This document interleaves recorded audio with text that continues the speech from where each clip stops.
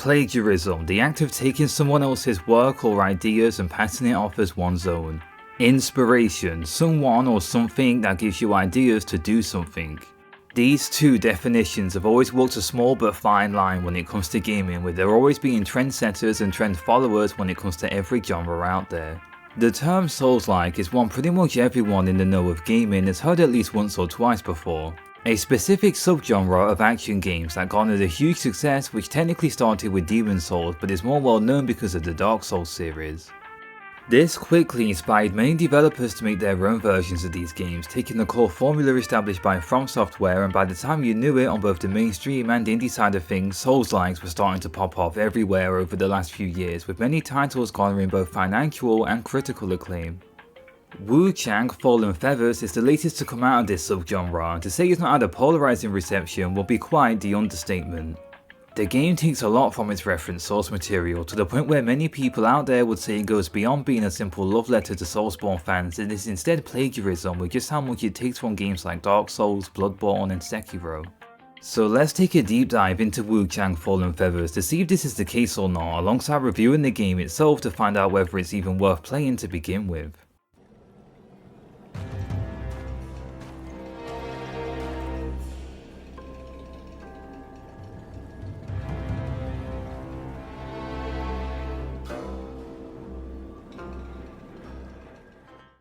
For starters, it's very important to understand that similar to many debates online, there is some nuance to this topic. What I'm trying to say here is that there's a certain level of subjectivity when talking about this. Similar to how many people argue over what makes a game a remake, everyone has certain ideas and definitions over what can be defined as actual plagiarism. To me personally, I think that the fine line between what is plagiarism and what is inspiration can be blurred and even left up for interpretation at times. Even on a legal level, there was the recent uproar with how Nintendo sued Palworld, with a case that's been ongoing for over 9 months and still hasn't led to a clear answer, despite how much time and money has been put into this topic of plagiarism from lawyers far more skilled on this topic than I'll ever be. Anyway, Wuchang is by no means as blatant as Palworld was, but let's start by outlining its similarities with the Soulsborne games.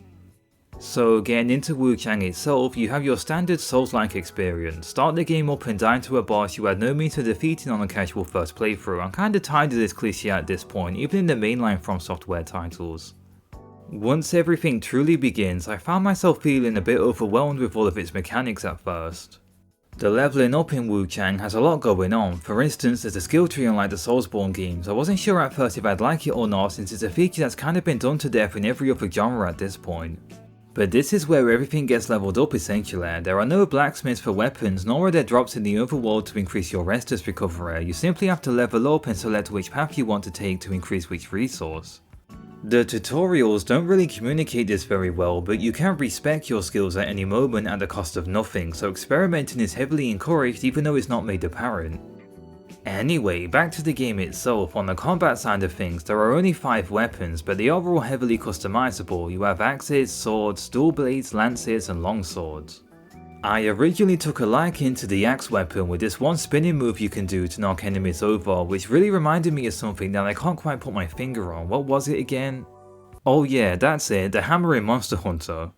Anyway, where I find Wuchang starts to show its issues is that despite its myriad of weapons and playstyles, it's also really similar to Sekiro.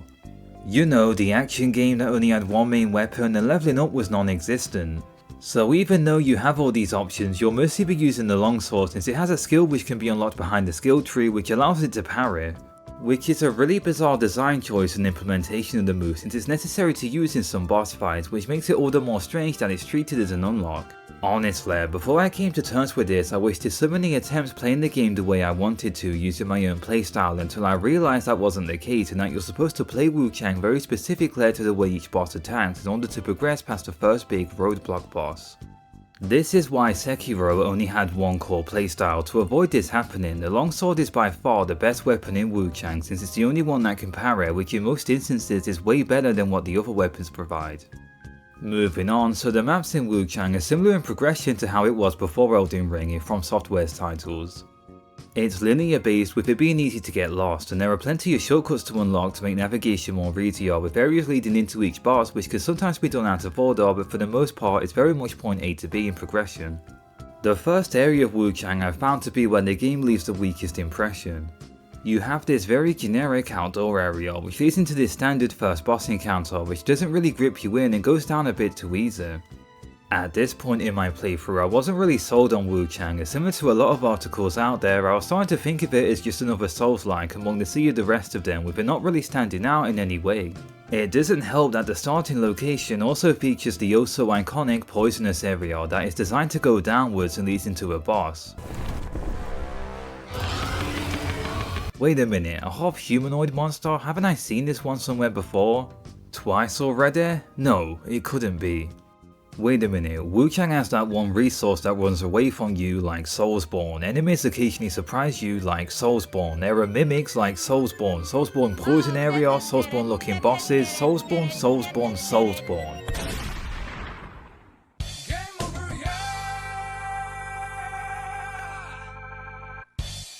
Now, trust me, this video isn't just going to be me pointing out obvious similarities between Wuchang and the Soulsborne games with no actual substantial comments or criticisms being made. I already hate when people do that online, but there is a clear defining moment in Wuchang where it begins to move away from what it's trying to be and starts to stand on its own and breaks away from feeling like a literal clone of From Software's games. The final boss of the first area is Commander Holgen. She is this game's first skill check and is where the difficulty starts to kick in. Where going in and brute forcing your strategy simply isn't enough, and where it's time to actually learn the game's combat mechanics and techniques. You really start to see the game's vision and more unique elements come into shape around this point of playing. Sure, you're dodging and parrying, but more unique to Wuchang is how you can clash attacks, which is similar to how it is in Kingdom Hearts, except if your attack beats out the other, you'll get that priority and land the hit over your opponent, but still take some damage during the exchange. There's also the simple to understand but hard to pull off fully charged heavy attack swings that if you connect to the back of a humanoid boss will give you an instant stagger. The timing's difficult and it takes a lot of effort to wind up and pull off, but it's something more unique to this game and it's very satisfying to perform. Speaking of, there's also its magic system. The game's description of it is a little hard to understand at first, but basically instead of having MP, the timing of your dodges actually gives you the resource to use magic projectiles, with each perfect dodge granting you one charge. You can also use this resource on a charged attack to take the swing without using up any stamina, which with the right amount of timing can do a lot of damage and still let you roll away afterwards. The way the combat system actually rewards you with resources such as magic for rolling against attacks and playing defensively effectively over having it be just another meter on the screen is something I found myself preferring over how it is in Soulsborne. It feels more in the moment and spontaneous instead of having to constantly account for it during battle and always having to manage FP alongside your stamina and health. After defeating Commander Holgen, Wuchang really starts to sell you on its own experience. It's just unfortunate that the start of the game leaves such a weak first impression, since what you're left with is such an amazing game once you reach this point. In all honesty, ideally, the game should have started off at the Commander Holgen fight and just removed the earlier section entirely, also make the parry ability a starting move which can be used by all the weapon types, and also maybe tone down or better explain the skill tree mechanic. I feel like the dubious quality of the start of Wuchang and its overwhelming and poorly explained mechanics hold it back and in many ways damages its reputation, since at this point the game's quality really is at full speed. But I get the impression that it might have lost a lot of players at this point because of these flaws that hold it back in the game's opening. Speaking of its good points, I haven't brought up yet, but the story and characters are really interesting once you get to know them. I don't typically go into these kinds of games for the story, and I wasn't really sold on it at first, but the way certain narratives tie into one another in the areas that you are in are pretty straightforward to understand.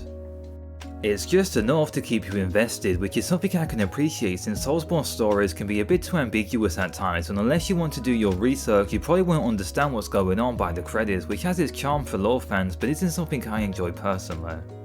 There's also the side quests, which can have multiple outcomes based on your actions and who you choose to align with, which further fleshes out its world. Wuchang also handles its revive system similar to Hollow Knight, with how you have to fight your doppelganger when reaching a certain threshold to retrieve your currency and get rid of this madness debuff. You can also have it attack nearby enemies, which can help you grind currency. The game also just has some solid moments, like how its checkpoint bonfire system will actually throw you off from time to time.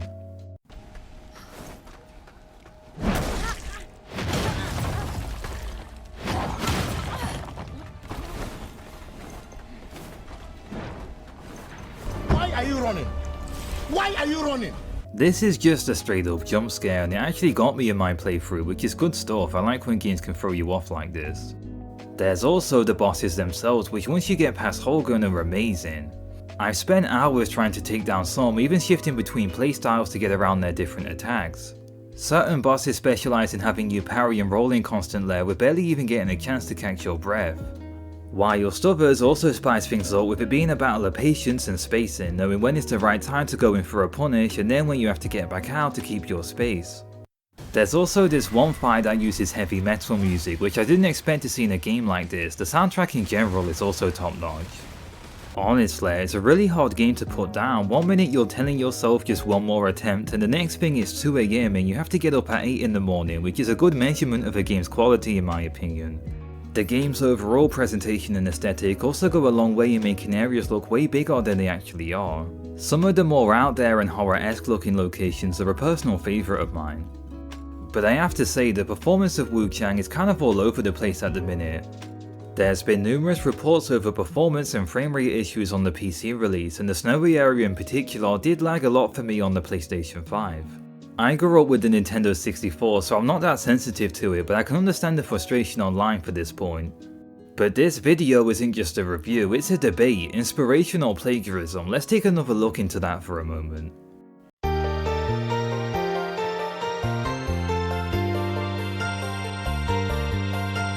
So for me personally, I feel like Wuchang becomes its own towards the end of the first area, but at the start it relies heavily on pre-established tropes and level designs established in From Software's Soulsborne games that I'm frankly sick of seeing on both a gameplay and plagiarism standpoint. But I find that the game actually redeems itself from this point once you get to the end of the first area and the actual unique experience begins. However, staying on topic, there is a lot of people pointing out online how this game uses animations made by From Software. Regarding the topic, this is just plagiarism, but similar to other games made in China, I don't really understand why they keep getting away with this. And it's a shame too, since the game doesn't really need it. There's also some sound effects taken from Bloodborne, the royalty-free ones granted, but still it all feels a bit too shameless. Even though they are public domain, it still comes off as wrong since it's used in the same way as that title here. It's strange too, since there is clear effort and talent that went into making this game when looking at its strongest aspects, so I can't understand why they felt the need to use these sound effects and animations in the first place. They had nothing and ruined the game's reputation online. But by far, what I found the most egregious when playing the game myself is with how there are also these emotes that you can perform. They literally have the classic pointing down gesture from Dark Souls that everyone knows. Like, come on, this game doesn't even have online, why is this here? It's a small nitpick, but it's just like, why even? It has nothing at best and is somewhat offensive at worst. Okay, so now flipping the script and moving on to the inspiration side of the argument, some of the ideas Wuchang uses from Soulsborne is transformed in an interesting way, like how it uses magic in its core combat system. On the topic of being inspired and originality itself, what's wrong with inspiration anyway?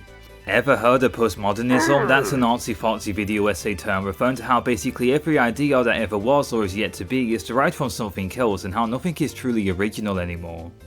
For instance, Demon's Souls takes many ideas made by From Software's other games like Koan and Kingsfield, and those titles in of themselves also take many ideas by the games that came before them.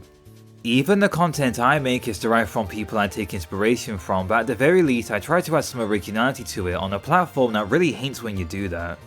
But that begs the question, just when is this line pushed where people start to take offense by it? This topic is somewhat subjective at the end of the day, but sometimes it's important to take a step back and evaluate this debate for the nuance that it has.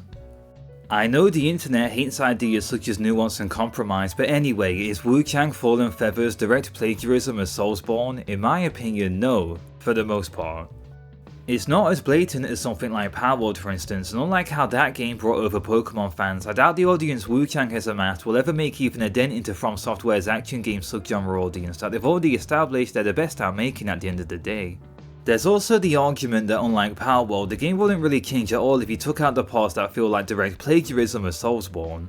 It just holds the game back and makes Wuchang look like a cheap knockoff cash grab, which simply isn't the case. Even bosses that look like Quelaag from Dark Souls or the Dancer in Dark Souls 3 have unique attacks, movement patterns and gimmicks that are nothing like the ideas they are taken from. There is still a display of talent here, and I don't regret buying the game and playing it since I've enjoyed my time with it as a fan of the genre. It's been getting some really low review scores online on Steam and PlayStation that I really don't think is justified outside of some of the technical issues, but even then this is way too harsh, it doesn't deserve this rating in my opinion. But you know, we do live in an age where games get patched all the time, so I'm sure it's only a matter of time until this game is in a better state, but once again, this is way too harsh guys, save this review bombing for a game that actually deserves it.